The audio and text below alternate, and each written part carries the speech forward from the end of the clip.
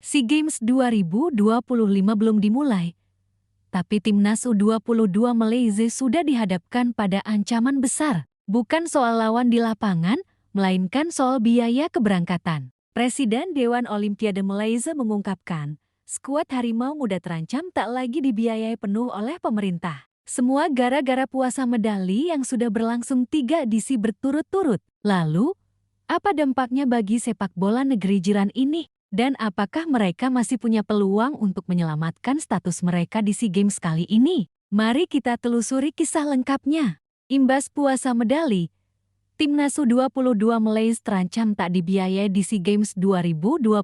Hal ini menyusul pernyataan Presiden Dewan Olimpiade Malaysia (OCM) dan Sri Muhammad Norza Zakaria. Norza mengatakan bahwa partisipasi Timnas U22 Malaysia di SEA Games 2025 belum masuk kategori A. Sebagai informasi, partisipasi dalam kategori A memungkinkan tim atau atlet menerima biaya penuh dari pemerintah. Sedangkan untuk kategori B, biayanya harus ditanggung oleh asosiasi olahraga masing-masing. Namun, biaya akan diganti jika mereka berhasil membawa pulang setidaknya medali perunggu. Terakhir kali tim sepak bola Malaysia berada di kategori A adalah pada SEA Games Filipina tahun ke-2019. Sejak saat itu, skuad Harimau Muda harus menanggung biaya mereka sendiri untuk berlaga di SEA Games. Pada edisi tahun ini, Malaysia terancam kembali menanggung biaya sendiri untuk ketiga kalinya secara beruntun. Hal ini tidak lepas dari puasa medali yang dialami oleh Malaysia dalam 3 edisi terakhir. Terakhir kali Malaysia meraih medali adalah ketika merebut perak pada edisi 2017 di kandang sendiri. Kala itu, Timnas U22 Malaysia meraih medali perak usai kalah dari Thailand di partai final. Setelah itu, prestasi terbaik Malaysia hanya menjadi peringkat keempat pada edisi 2021 di Vietnam. Sementara pada edisi 2019 dan 2023, Malaysia gagal melangkah ke babak semifinal. Meski begitu, Norza menegaskan pihaknya masih membuka kemungkinan Malaysia masuk dalam kategori A. Menurutnya, hal ini akan bergantung pada penampilan Malaysia di kualifikasi Piala Asia U23 ke 2026. Di turnamen tersebut, Malaysia tergabung di grup F bersama tuan rumah Thailand, Lebanon, dan Mongolia. Hanya 11 juara grup dan 4 runner-up terbaik yang berhak lolos ke putaran final di Arab Saudi tahun depan. Untuk sepak bola, kami harus menunggu kualifikasi Piala Asia September ini untuk tim putra sebelum kami dapat memutuskan apakah mereka lolos ke kategori atau tidak, ujar Norza. Peluang Malaysia untuk masuk kategori A masih terbuka, namun mereka perlu membuktikan kemampuannya di kualifikasi. Hal ini juga diungkapkan oleh Direktur Jenderal Dewan Olahraga Nasional (ASEAN), Jafri Ngadirin. Skuad sepak bola U23 memiliki ruang untuk terdaftar dalam kategori jika mereka lolos ke putaran final Piala Asia U23 September ini. Jika mereka lolos dan menduduki peringkat keempat terbaik, mereka akan otomatis lolos ke kategori A. Untuk tim sepak bola wanita, Anda harus bertanya kepada Asosiasi Sepak Bola Malaysia (FAM), kata Jafri dikutip Superbowl ID dari Sinar Harian. Mai. Sejak SEA Games menggunakan aturan pemain, Malaysia telah meraih 2 medali emas pada 2009 dan ke-2011. Ancaman yang menghantui Harimau Muda. SEA Games 2025 di Thailand akan menjadi ujian berat bukan hanya di atas lapangan, tapi juga di meja administrasi. Tan Sri Muhammad Norza Zakaria, Presiden Dewan Olimpiade Malaysia (OCM), menyampaikan pernyataan mengejutkan. Timnas U22 Malaysia belum masuk kategori A. Bagi yang belum familiar, kategori A berarti pemerintah menanggung seluruh biaya keberangkatan, akomodasi, dan kebutuhan tim selama SEA Games. Sementara kategori B mengharuskan biaya ditanggung oleh federasi atau asosiasi masing-masing dan baru akan diganti pemerintah jika tim membawa pulang minimal medali perunggu. Dari emas bersejarah hingga terpuruk, Malaysia sebenarnya punya sejarah manis di SEA Games, khususnya saat cabang sepak bola menggunakan format U23 atau U22 sesuai tahun penyelenggaraan. Mereka pernah meraih 2 medali emas berturut-turut pada 2009 dan 2011, sebuah era kejayaan yang membangkitkan semangat sepak bola Malaysia. Namun, Setelah medali perak di SEA Games 2017 saat menjadi tuan rumah, prestasi mereka merosot tajam. 2019 Filipina gagal lolos ke semifinal. 2021 Vietnam hanya finish di peringkat keempat. 2023 Kamboja gagal lolos ke semifinal. Artinya, 3 edisi terakhir Malaysia puasa medali. Kondisi ini membuat mereka kehilangan status kategori A sejak SEA Games ke-2019. Dampak finansial jika kembali ke kategori B masuk kategori B berarti Federasi Sepak Bola Malaysia FAM harus menanggung seluruh biaya keberangkatan. Untuk sebuah turnamen seperti SEA Games, biaya ini bisa mencapai jutaan ringgit meliputi tiket pesawat pulang pergi seluruh tim dan ofisial, akomodasi hotel selama turnamen, transportasi lokal dan logistik tim, uang saku pemain, persiapan dan training camp pra-turnamen. Beban ini tentu berat, apalagi FAM juga harus membiayai program lain seperti timnas senior, timnas wanita, dan pembinaan usia muda. Syarat untuk kembali ke kategori A Presiden OCM dan Direktur Jenderal Dewan Olahraga Nasional, Jafri Ngadirin, memberikan jalan keluar bagi Harimau Muda.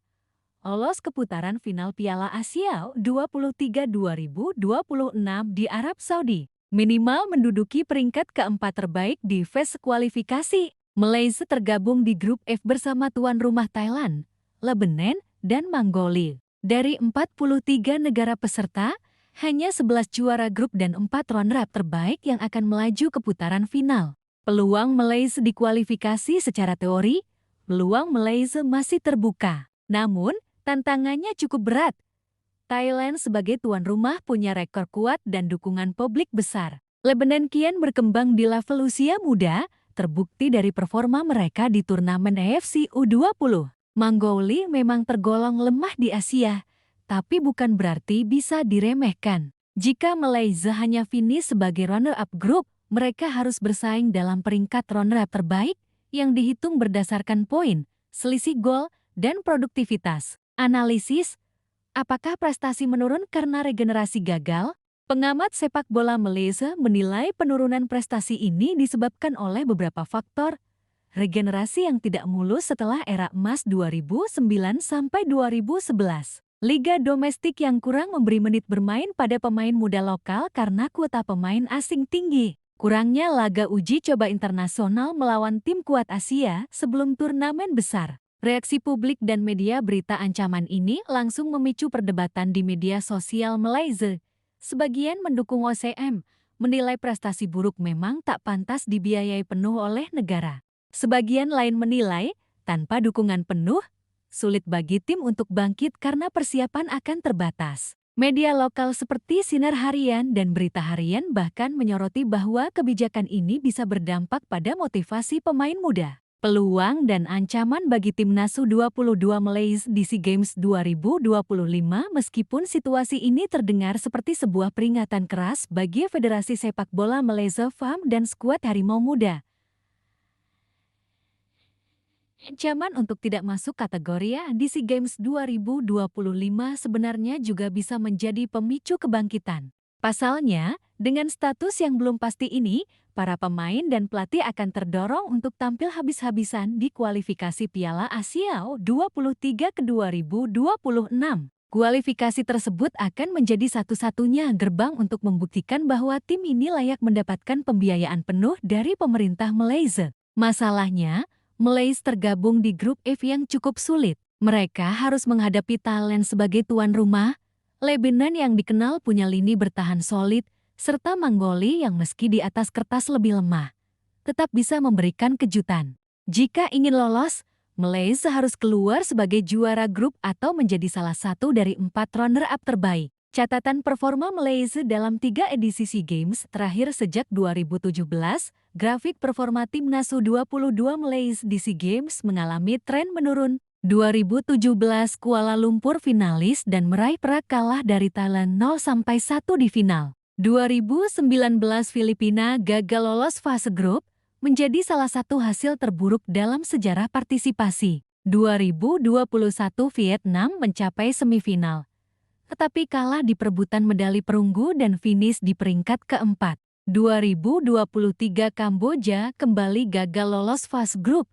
Puasa medali semakin panjang. Dengan hasil seperti ini, tak heran jika Dewan Olimpiade Malaysia (OC) menilai tim sepak bola putra belum pantas langsung masuk kategori A. Konsekuensi finansial jika tetap masuk kategori B jika Timnas U22 Malaysia tetap berada di kategori B.